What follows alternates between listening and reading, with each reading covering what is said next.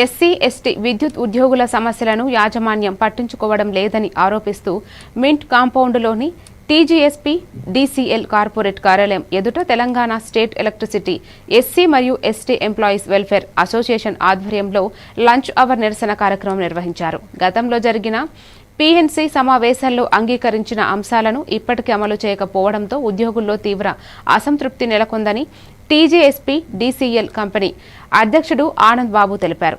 ఈ నేపథ్యంలో యాజమాన్యానికి సమ్మె నోటీసు అందజేసినట్లు వెల్లడించారు.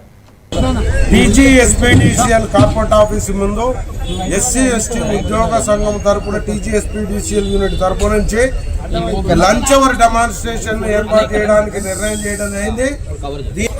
వెనకాల ఉన్నటువంటిది ముఖ్యంగా చెప్పాల్సిన అవసరం ఉన్నది. ముఖ్యంగా గత సంవత్సరన్నర కాలంగా ఈ ప్రభుత్వం వచ్చిన దగ్గర నుంచి మేనేజ్మెంట్లో ఎస్సీ ఎస్టీల పట్ల వివక్షత అనేది స్పష్టంగా కనిపిస్తున్నది. దురదృష్టం ఏమిటనంటే డిప్యూటీ సీఎం గారు ఈ శాఖ మంత్రిగా ఉండంగా కూడా ఇలాంటి పరిస్థితి రావడం అనేది మేనేజ్మెంట్ సైడ్ నుంచి మేము ఎక్స్పెక్ట్ చేయలే. కౌంటర్ ఫైల్ చేయమని ధర్నా చేసిన పరిస్థితికి వచ్చినందుకు ఇది మేనేజ్మెంట్ యొక్క వైఫల్యాన్ని మేము ఇక్కడ క్లియర్ గా చెప్పదలుచుకున్నాము.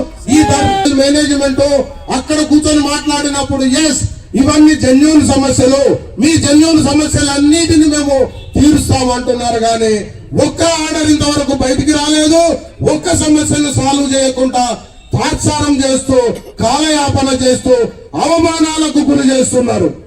ఎవరో వ్యక్తులు చెబుతున్నటువంటి వాళ్ళ అపోహలనే ఈ సంస్థల మీద వృత్తి ఉద్యోగుల మధ్యన డీవియేషన్ తీసుకురావద్దండి.